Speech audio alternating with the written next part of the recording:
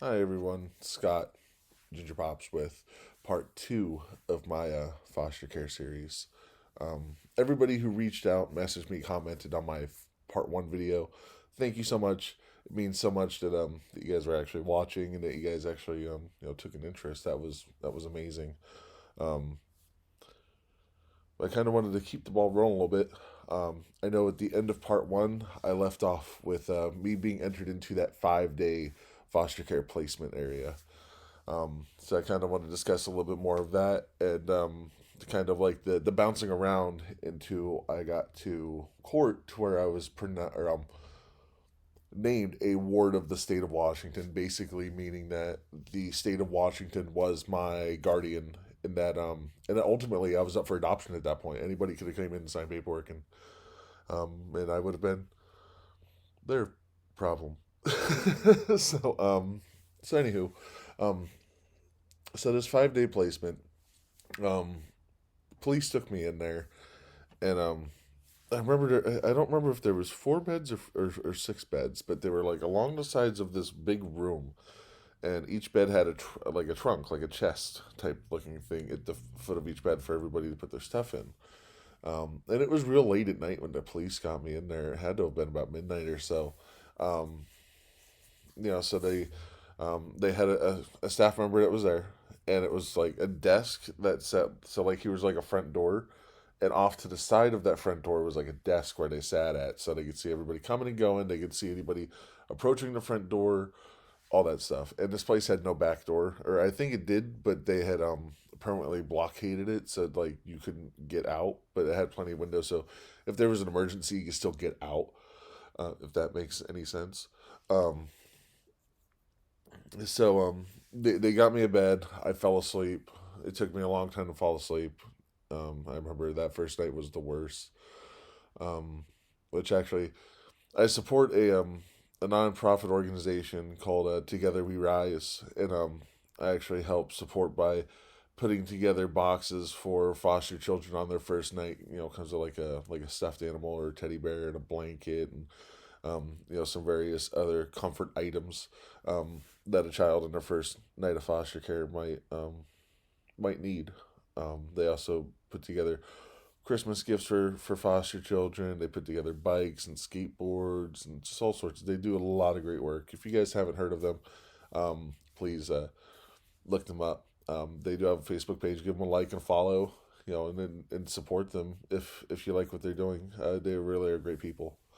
But anywho, um, I fell asleep, woke up super early the next morning um, to a social worker who had come to the house who wanted to talk to me, and this started the whole process. I remember this first social worker. His name was Steve.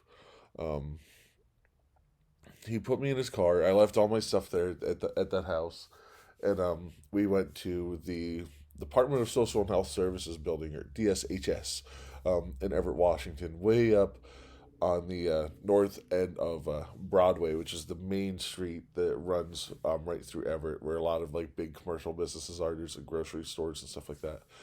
Um, so we went to his offices and he took a statement, and then he's like, all right, well he's like, I'm gonna put you in another room to where you can hang out, kind of have some time to yourself. I'm gonna call your mother, and I started to freak out. I lost it. So here it turns out he called my mother and told my mother that if she came and filled out some paperwork and talked to him at the end of that conversation, if it was deemed appropriate, that they would release me back to my mother's custody.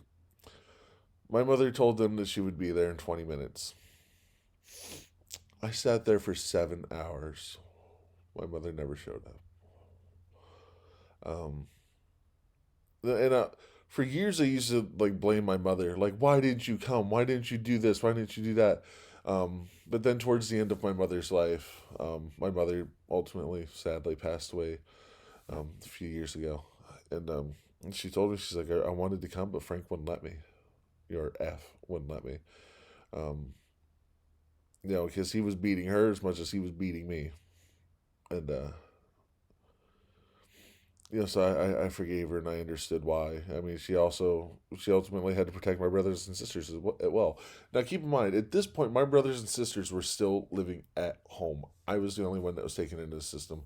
But then you also got to keep in mind this is also just the first 24 hours, so there was no real investigation that had been done at this point. It had been started, but nothing had been done.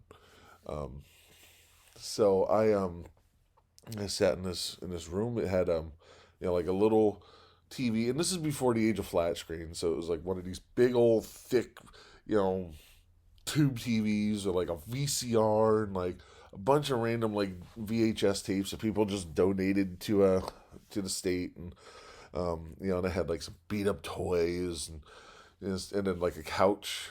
There's like a little love seat type thing, but then that was it. Um, and then also I would discover later on that they would use that same room as their after hours room. So say you hung around the offices all day while your social worker tried to find you a placement if you didn't have anywhere to go. There was two options for you.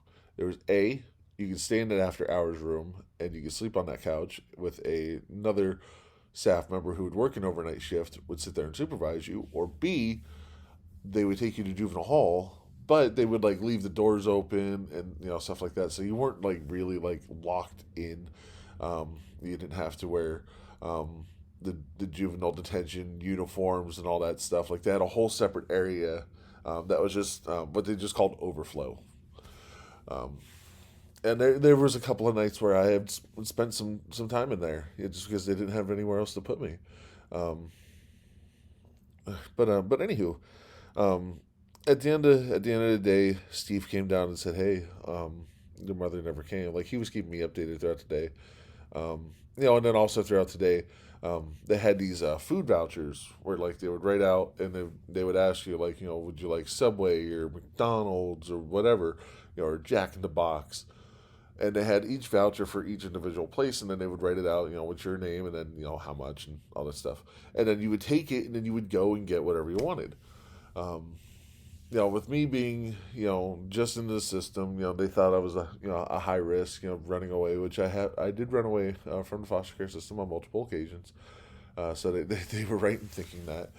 Um, they would like walk me across the street to like Subway, and I'd get like a Subway sandwich and like a meal, and then take it back and eat it in the office.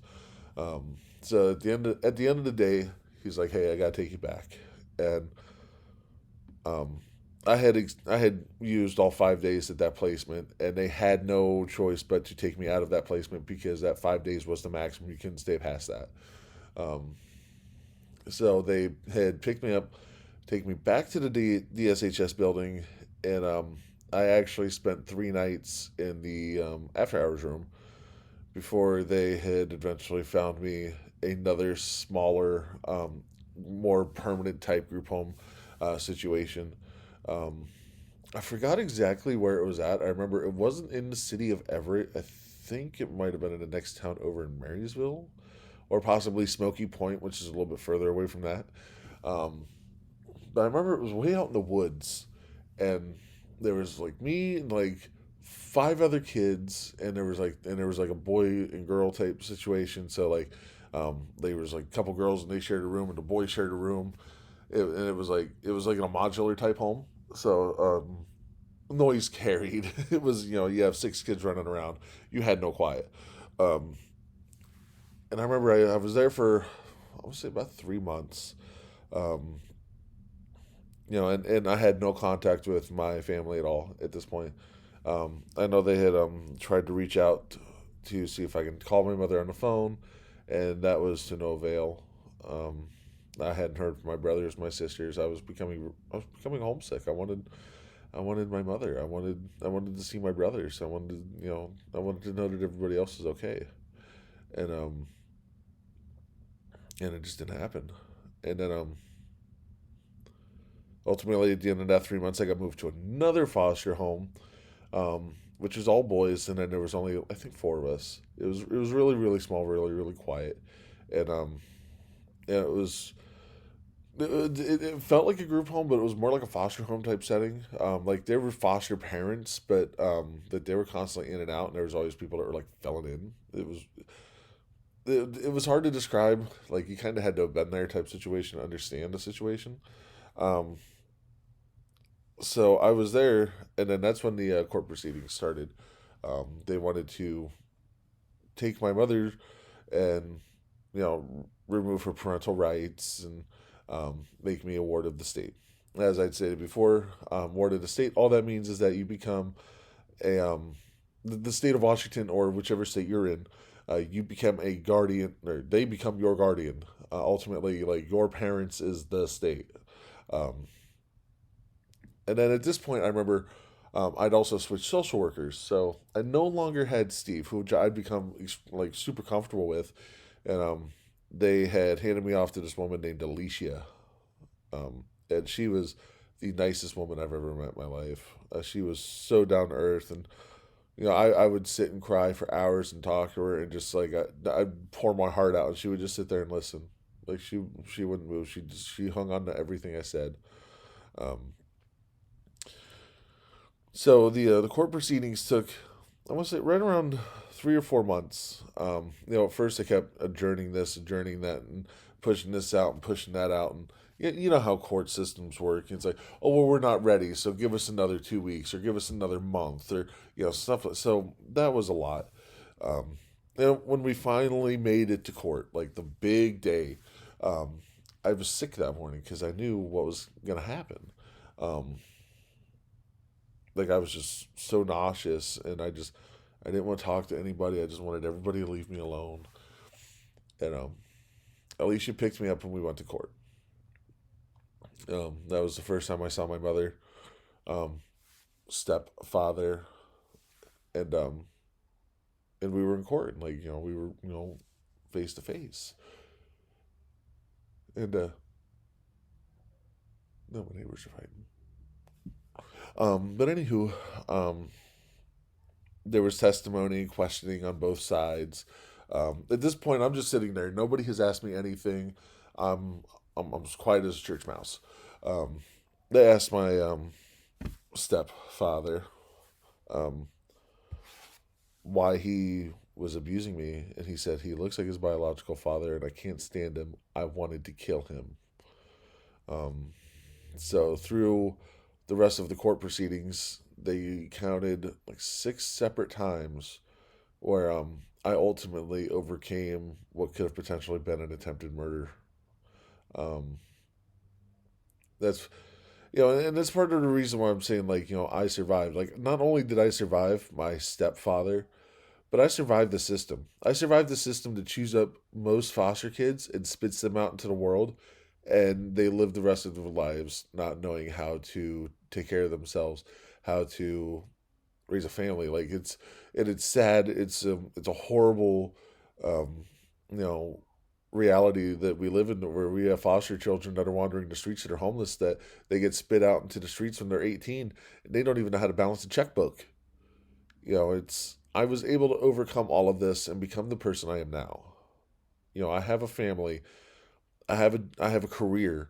I'm going to be moving into another career once I graduate school. I have a lot of things, positive things going on in my life that I'm so forever grateful for, that I have worked hard for. And that's the thing, is I put in the work, I put in the time, I put in the effort. But anywho, so when we were in court, they documented all of this stuff, and they asked my mom to take the stand, and my mom wouldn't speak, because Frank was again intimidating her and wouldn't let her tell her side of the story. So then ultimately, at the end of the court date, they revoked her parental rights. Obviously, he didn't have any because he wasn't my paternal father. And in this whole time, they were looking for my father, but I will get to that in part three, as to what happened with my father. It's it was a complicated situation. Um, so um, so yes, at the end of the court proceedings, they terminated her rights, and they named me a ward of the state of Washington.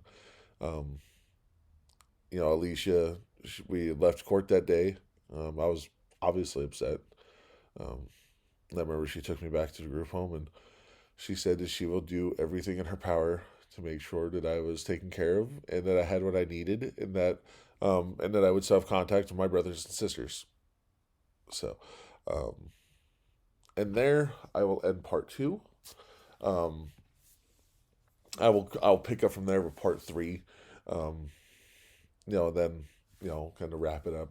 Part four. There might even be a part five. Not sure yet. We'll just kind of see how it goes. Um, and again, this isn't me seeking sympathy from anybody. This is just me putting my story out there. Um, you never know who it might be able to help.